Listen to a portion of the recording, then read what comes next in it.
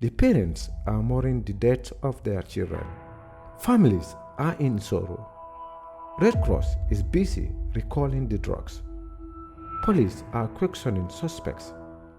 National Assembly held extraordinary session and tasked the Health Committee to investigate the deaths.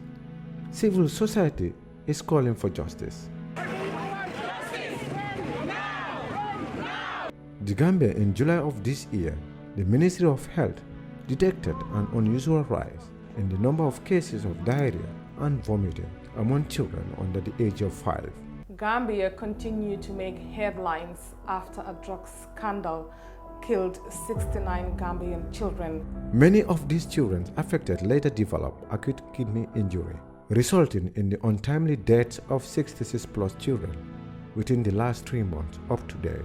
As today issued a medical product alert for 4 contaminated medicines identified in the Gambia that had been potentially linked with acute kidney injuries.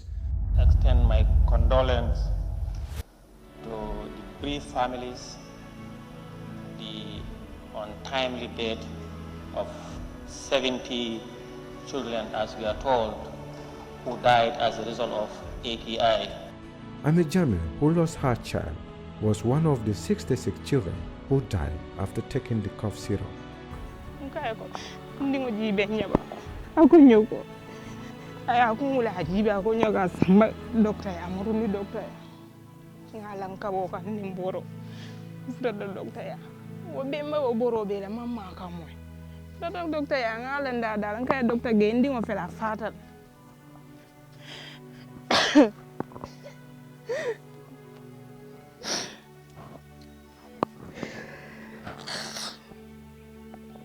This is a fatal condition, killing most of the children who had it.